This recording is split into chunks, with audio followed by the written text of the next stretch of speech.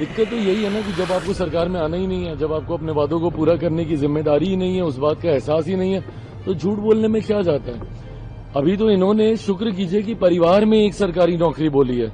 झूठ बोलने पर अगर ये लोग आ जाएं तो हर एक व्यक्ति को सरकारी नौकरी बोल देंगे कि 14 करोड़ बिहारियों को। पटना में केंद्रीय मंत्री और लोक जनशक्ति पार्टी के राष्ट्रीय अध्यक्ष चिराग पासवान ने महागठबंधन के घोषणा पत्र पर तीखा हमला बोला है। उन्होंने कहा कि विपक्ष को पता है कि उन्हें सत्ता में आने का मौका नहीं मिलने वाला, इसीलिए वो जनता से बड़े बड़े झूठे वादे कर रहा है। चिराग पासवान ने व्यंग करते हुए कहा कि जब आपको सरकार में आना ही नहीं तो झूठ बोलने में क्या जाता है। अभी तो इन्होंने परिवार में एक सरकारी नौकरी की बात की है, अगर झूठ बोलने पर आ जाए तो हर व्यक्ति को सरकारी नौकरी देने का वादा कर देंगे।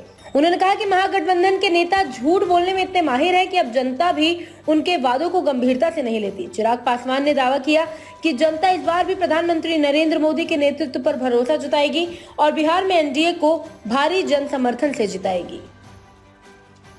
दिक्कत तो यही है ना कि जब आपको सरकार में आना ही नहीं है, जब आपको अपने वादों को पूरा करने की जिम्मेदारी ही नहीं है, उस बात का एहसास ही नहीं है, तो झूठ बोलने में क्या जाता है।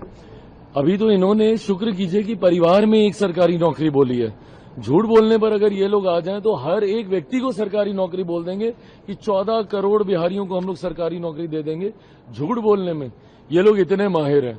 बहरहाल ये जितनी बातें हैं प्रैक्टिकल, अगर आप इसको दृष्टि से नहीं देखिएगा, और मैं मानता हूं कि बिहार की जनता, बिहारियों में इतना बुद्धि, इतना विवेक होता है कि उनको हर चीज के, हर पक्ष के, हर पहलू की जानकारी उनको होती है। आज की तारीख में हम लोग को जाके कहीं पे बताने की जरूरत नहीं पड़ रही है किसी भी बिहारी को कि भैया कहां से दीजिएगा, पैसा कहां से आएगा आपके पास, राजस्व कहां से अर्जित कीजिएगा, ये किसी को बताने की जरूरत नहीं है। सबको पता है कि ये संभव नहीं है और ये झूठे वादे ये लोग कर रहे हैं। पर झूठे वादे करने का साहस भी इसीलिए आता है क्योंकि इनको पता है कि सत्ता में आना ही नहीं, तो जितना झूठ बोलना बोलते रहो। पलायन रोकने की बात कर रहे हैं। हाँ, पलायन रुकेगा, सरकार आएगी। पलायन शुरू किसने करवाया था ये भी एक बार झांक के देख लें। 90 का वो दशक था ना, इन्हीं का ही शासनकाल था, इन्हीं के परिवार के सदस्य मुख्यमंत्री थे जिस वक्त पलायन शुरू हुआ। तो अगर पलायन रोकने की अगर इनको इतनी चिंता है तो इनको वो दशक भी याद करना चाहिए जिसकी वजह से पलायन चरम सीमा पे गया था। और आज भी जिस तरीके से ये लोग हुड़दंग मचाते हैं, क्या ये जंगल राज की छाया नहीं दिखाई देती है। अभी परसों हमारे वहां पे प्रत्याशी जिसकी गाड़ी को तोड़ा गया बख्तियारपुर में, वहां पे उनकी गाड़ी के ऊपर जिस तरीके से हमला किया गया, ये वही लोग हैं ना, इसी मानसिकता वाले लोग हैं जिन्होंने जंगल राज के समय किसी बिहारी को बिहार में रहने लायक नहीं छोड़ा था। आज उनकी वजह से बिहार इतना पीछे गया। जो पहली पीढ़ी जो अभी रील स्क्रॉल करती है और देखती है कि भैया दिल्ली बंबई इतने चमचमाते शहर बन गए, बिहार क्यों नहीं बना, इसीलिए उनको ये बताना जरूरी है फर्स्ट टाइम वोटर को कि भैया उस वक्त 90 का दशक था जिसने बिहार को कम से कम पिछले 2.5-3 दशक पीछे धकेलने का काम किया। नहीं तो जिस गौरवशाली इतिहास से हम लोग आते हैं भैया, शिक्षा के महत्व को देश तो भूल जाइए, दुनिया नहीं जानता था, तब हम लोग नालंदा यूनिवर्सिटी की हम लोग बात करते थे।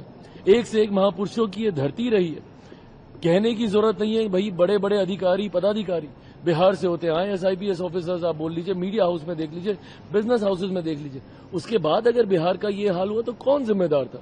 यही लोग जिम्मेदार थे। सर, महागठबंधन आरोप लगा रहा है कि एनडीए में मुस्लिम लिटरेचर को दरकिनार किया गया। कौन आरोप लगा रहा है? महागठबंधन। ये लोग क्या कर रहे हैं अपना भी बता दें प्रभु। हम लोग तो सीने पे कोई तमगे की तरह लगा के नहीं घूमते ना कि हम ही लोग हितैषी हैं, मुसलमानों के संरक्षक हम ही लोग हैं। भैया हम तो सबका साथ, सबका विकास, सबका विश्वास, सबके प्रयास की बात करते हैं। मैं अपनी बात करूं तो मैं बिहार फर्स्ट, बिहारी फर्स्ट की बात करता हूं। मैं 14 करोड़ बिहारियों की बात करता हूं। मैं अपर कास्ट बिहारी की नहीं, मैं पिछड़ा बिहारी की नहीं, मैं दलित बिहारी की नहीं, मैं हिंदू बिहारी, मुस्लिम बिहारी की बात नहीं करता हूं। मैं 14 करोड़ बिहारियों की बात करता हूं। सीने पे तमगे की तरह कौन लगा के घूमते हैं ये? तो जब उप मुख्यमंत्री की घोषणा करने की बारी आई तो क्या किया आपने? और मुसलमानों को कब तक प्रभु डरा डरा के एनडीए में जाइएगा तो ये हो जाएगा, मोदी आएंगे तो वो हो जाएगा, कब तक डराइएगा? आज नहीं तो कल मुसलमान जागेंगे और समझेंगे कि भैया क्या किया आप लोगों ने। सच्चर कमेटी की रिपोर्ट सबसे बड़ा आईना है इन लोगों के लिए।